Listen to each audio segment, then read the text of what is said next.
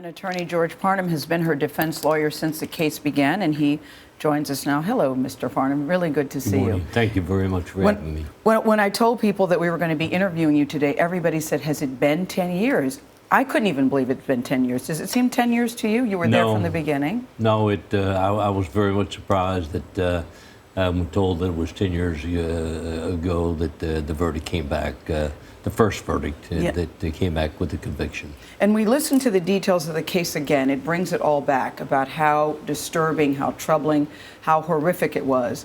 And then when I see that she was mentally ill, this is what I need your help in understanding. If she understood right from wrong, how can you still be mentally ill? Because in my definition, for most people, you think mentally ill, they have no idea what they're doing. Help me understand that. Well, in her case. Sure. Her awareness of the wrongfulness of her acts was a surface awareness, much like a child who reads and understands and memorizes a poem, not necessarily knowing what the poem means, but able to recite.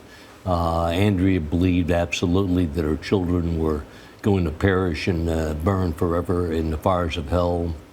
She believed that Satan lived within her, and certainly she was aware of what she was doing, but her belief system, because of the chemical imbalance as a result of postpartum psychosis, she was living within a delusion, and that delusion was as real to her as I am to you today. And so as a consequence, she acted on what she did and believed was the best thing in the world for her kids. You paint a picture of a very unstable woman, a woman who clearly needs help.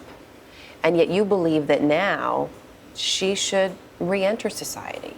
Why? What has changed? Well, I base it on the reports from the doctors, and that's basically all we can do is listen to the recommendations of the physicians that have treated her over the past 10 years. But what do you see? You've said before you feel that you actually crossed the line professionally with her. You have a very close relationship with her. So what do you see as a person who must know her well now after 10 years? Do you see any change? Oh, immensely. She's not the same person that she was 10 years ago when I first, or 11 years ago when I first met her, the day after she drowned her kids. Is she remorseful? Does she?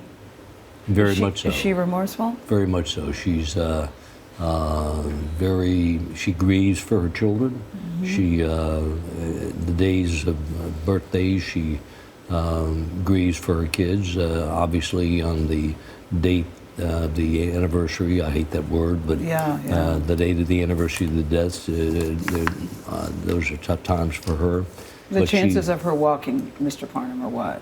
Well, if you could say in a sentence, because we have to go. Yeah, it's going to be the judge's call, but all the doctors and the medical professionals now say that she is ready to be brought back in, acclimated to society. Right.